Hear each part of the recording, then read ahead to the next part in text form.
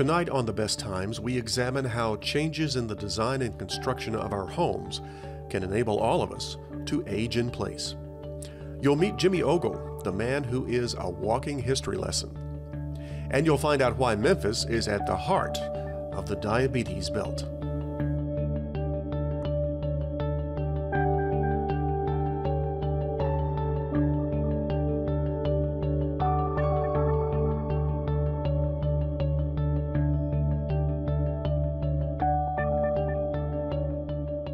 Funding for The Best Times is provided by the Plow Foundation, striving to do the greatest good by helping the greatest number of people since 1964. Additional funding is provided by the members of WKNO.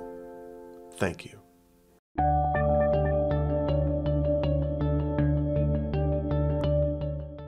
Hello, I'm Chris Hardaway. Welcome to this edition of The Best Times, a series that looks at life after 50.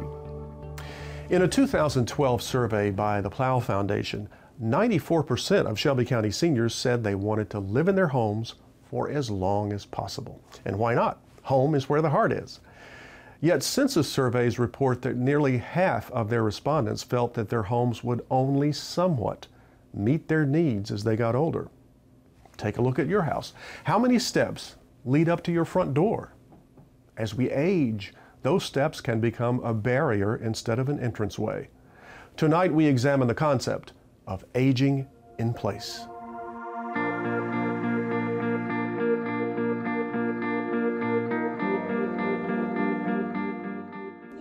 This is a group of builders, contractors, and designers who are learning firsthand what it means to age in place. They're taking a class to become certified aging in place specialists. Part of their course involves a practical lesson in the difficulties of navigating a home when your hands are crippled by arthritis or you're confined to a wheelchair. The lessons learned here incorporate the principles of universal design. Universal design takes aging in place one step further. And what it does is it makes your home accessible no matter what stage of life you're in, what ability you may or may not have, and it makes your home visitable for any of your friends, family, anyone in the neighborhood, depending on if they have any abilities or not. It just makes the home easy to live in. Universal design and its companion concept, visitability, are marked by three core architectural conditions: at least one zero-step entrance into the house, doorways with a minimum clearance of 32 inches, and at least a half bath on the main floor. These are the basic requirements, but universal design involves much more. You need a hallway that's going to be able to accommodate a person in a wheelchair or using a walker.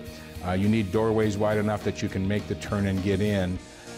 Things like zero threshold showers can be built in. That suits a 30-something as well as a 65-year-old. 5 years ago, this show visited Judy Bookman's kitchen. Here's what it looked like before, and this is after Leslie Shankman Cohen applied universal design principles to completely remodel the kitchen to fit Judy's needs. You see, Judy loves to cook, but at 4 feet 6 inches tall, her old kitchen just didn't fit. When Leslie mentioned that she wanted to have enough clearance beneath the counters for there to be access in case I ever had to be in a wheelchair, I probably audibly gasped, as in, oh, that could never happen, and why would I still be here then? But the reality is, it will adapt to that if it ever comes to that, but I will still have at least some degree of independence to come in here and do the things that I not only need to do, but that I really love doing in the kitchen. Normal cabinets are 34 inches high.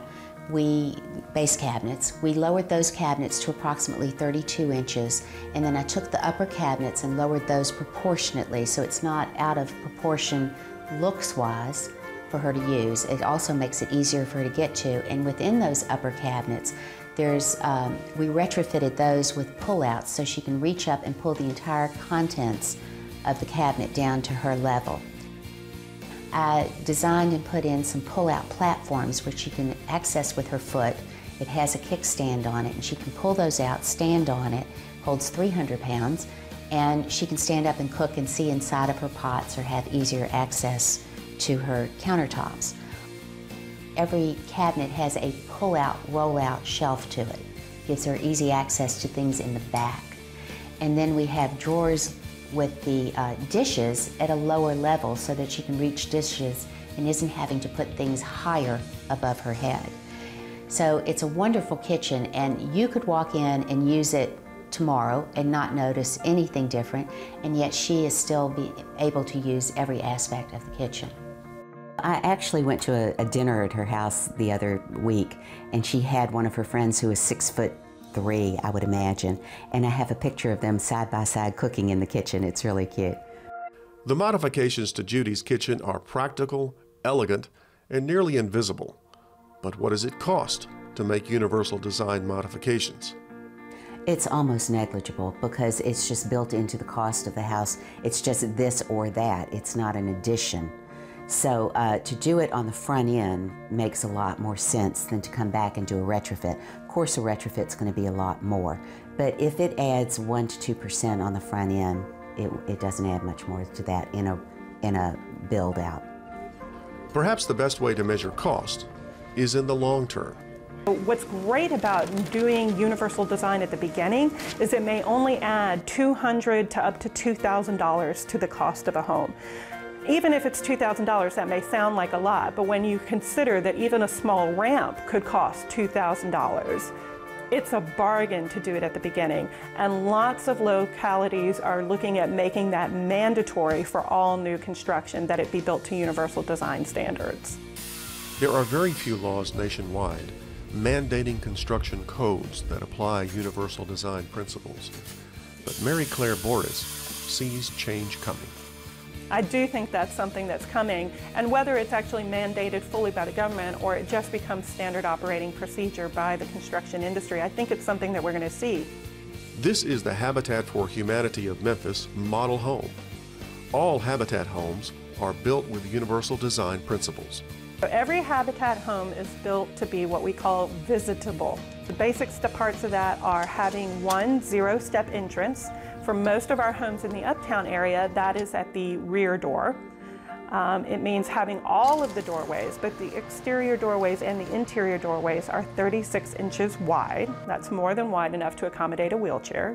We always have a bedroom on the first floor if we're doing a two-story house, and we always have a bathroom on the first floor if it's a two-story house, and every home has a bathroom on the first floor that has at least a 5 by 5 foot turning radius for a wheelchair.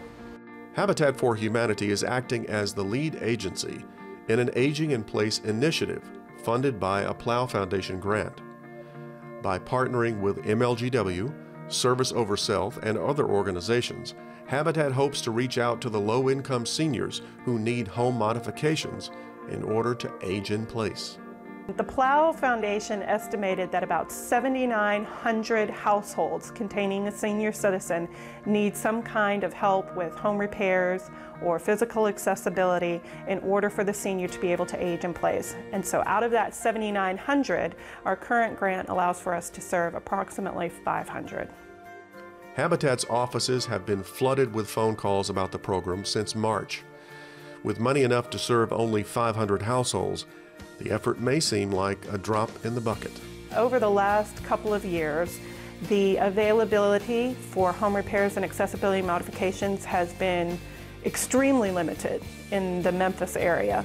And so while 500 is a drop in a bucket, there are far more resources being directed towards this issue than ever before. And that takes us back to the CAPS class you saw at the beginning. 5 years ago in Memphis, there were only a handful of contractors and designers who even knew what aging in place and universal design was. Today, that has changed. When I got here, there was one CAP certified person in all of West Tennessee. By this time, in 2 weeks from now, we will have trained about 20. Leslie Shankman Cohen has seen considerable change in the local building industry and her clients over the last 5 years. I think we're starting to reach a tipping point in awareness. More people are understanding what they need and the need and what Aging in Place and Universal Design may give them. They may not know to ask for it still yet, but they're more open to the idea of some of those principles being used in their homes. These changes are arriving just in time for the boomer generation. As boomers become seniors, the number of seniors relative to the overall population is going to increase exponentially. And that means that they have to have places to live that are accessible. And we're not going to be able to repair our way out of it, and we're not going to be able to build our way out of it. It's going to take a combination. And I think that with universal design and with more CAPS professionals and more people aware of it, more houses will be built initially with these initiatives implemented into them. For every new house coming online, the more that we can start off houses on the right foot so that somebody can eventually age within them, like we do here at Habitat, the better off our entire society will be. For more information about the Plough Foundation's Aging in Place initiative, go to their website, where you can download an Aging in Place and Universal Design booklet. And for the latest updates on Habitat for Humanity's Aging in Place program, go to their website.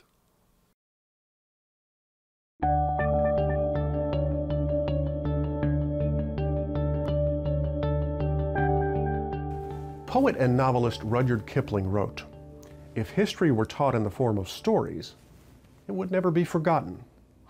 Telling stories about history is the stock in trade of Jimmy Ogle.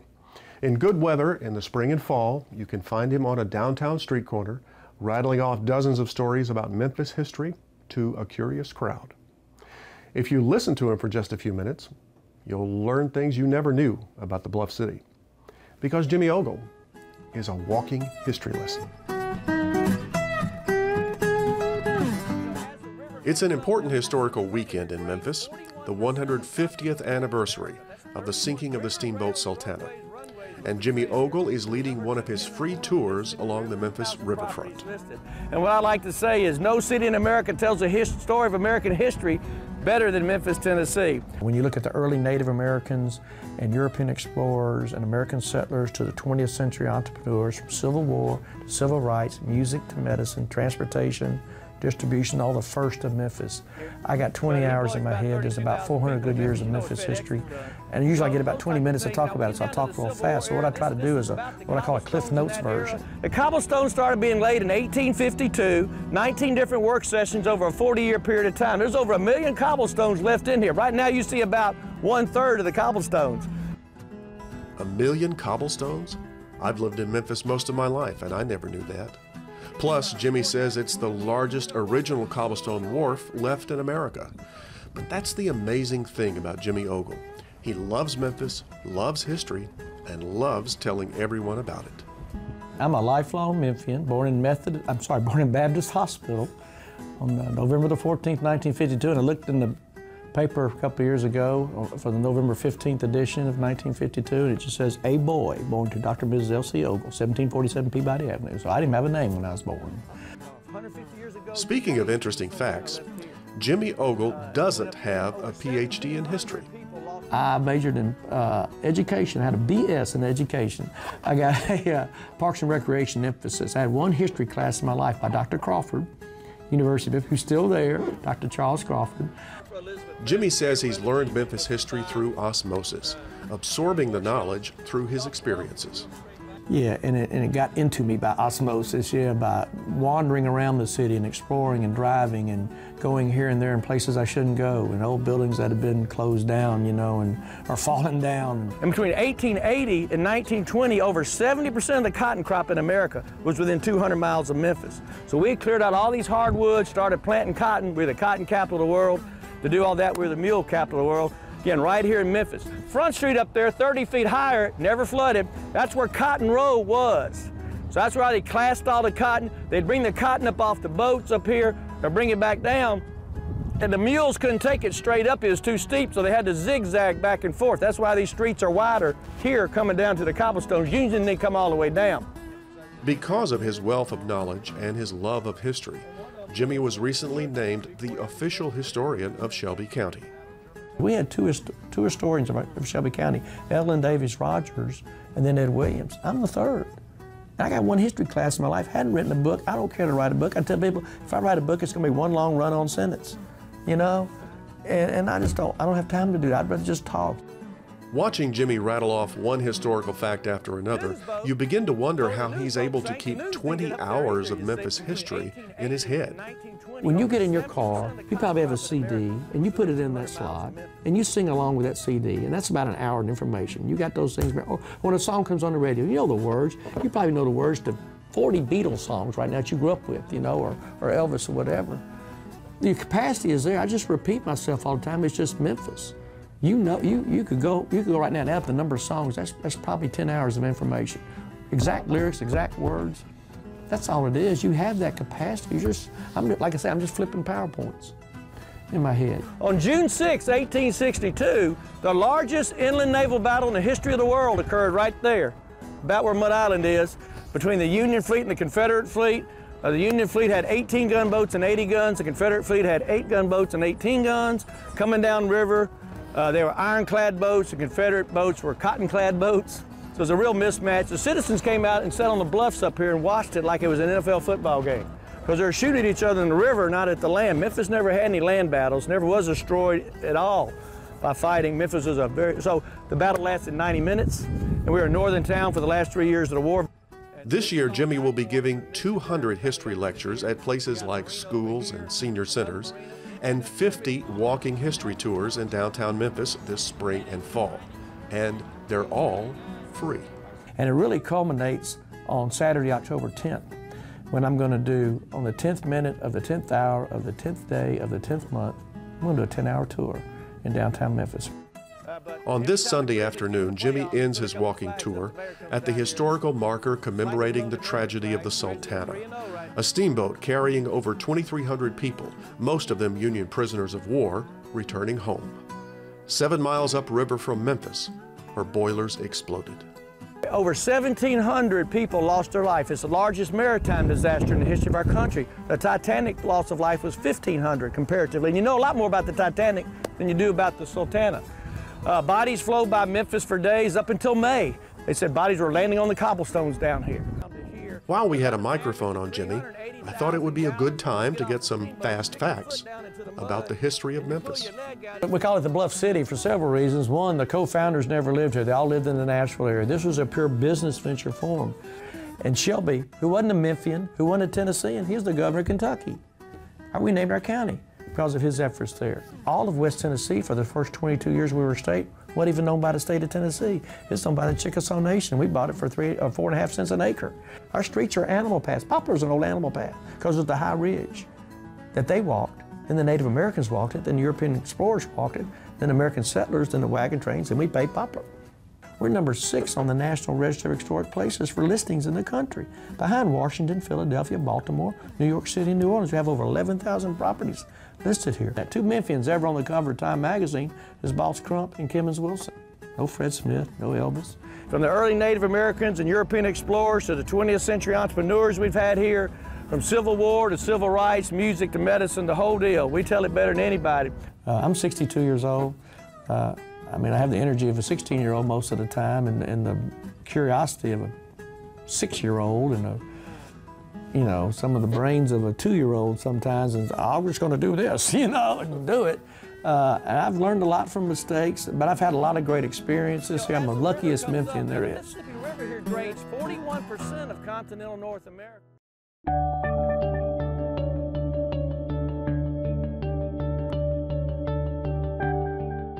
Tennessee, along with Arkansas and Mississippi, are among the top 10 states with the highest rates of type 2 diabetes.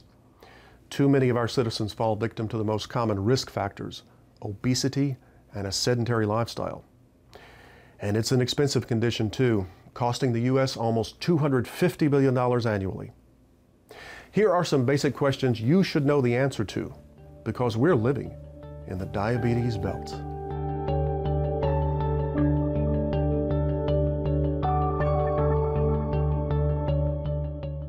What is diabetes?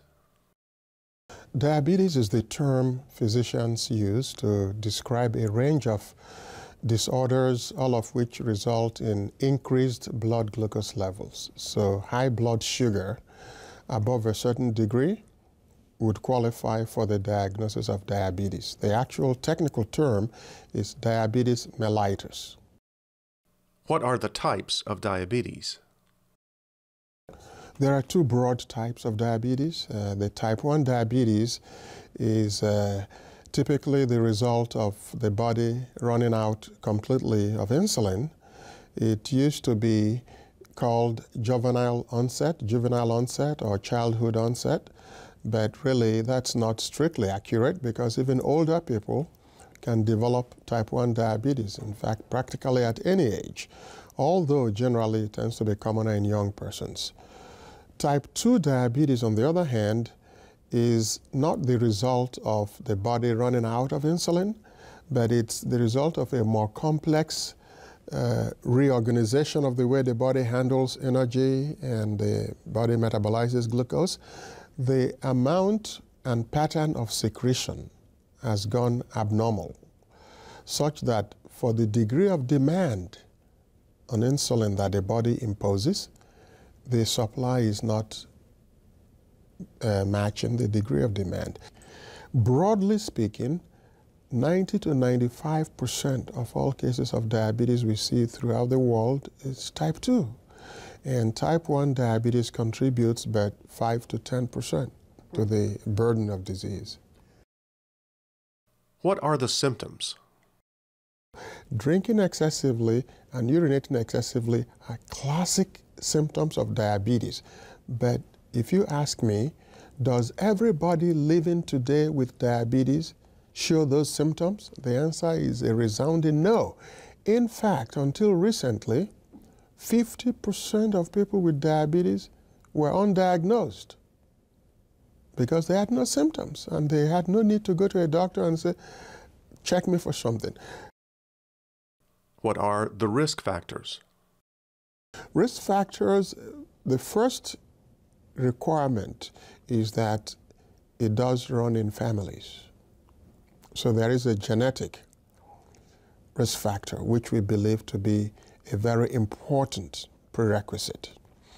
Certain environmental factors, such as gaining weight or being physically inactive or eating certain kinds of foods on a habitual basis or being exposed to other comorbid factors like having hypertension increases your risk for having diabetes. Having high cholesterol increases the risk for having diabetes. Can diabetes be prevented? So people often ask when they hear about this prevention, they say, what's the name of the drug? Well, there is no drug. Most of us do not believe it is really a compelling strategy to use chemicals to prevent diabetes when we have the abundant evidence that non-pharmacological lifestyle adjustments, modest changes to the way we eat, the way we live, return a powerful investment gain in terms of preventing diabetes. How can diabetes be managed? And we manage diabetes generically using 5 pillars of intervention, 5 pillars. We monitor, because what you do not count, you cannot possibly hope to control what you cannot count. The second pillar of management of diabetes is education. We educate our participants and our patients and their loved ones to understand the major knowledge areas of diabetes. Dietary modification is the third pillar. It's not easy to change the way you've eaten all through your life. Then you develop diabetes and you have to change it. So it's a gradual peeling away of the old habits. So then the next is exercise.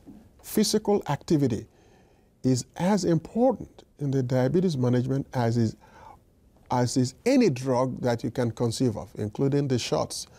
Then finally, of course, you need medications. So we need a comprehensive care plan that is based on the MEDEM principle, 5 pillars of care. What is the diabetes belt?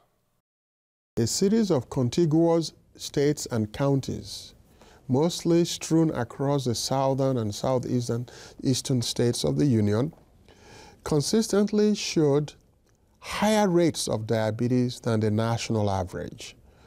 At the time the term was introduced, the numbers were national average was about 8.5%, and counties within the diabetes belt were having 11.5 or higher, and Shelby County at that time was 11.7, significantly higher than 8.5.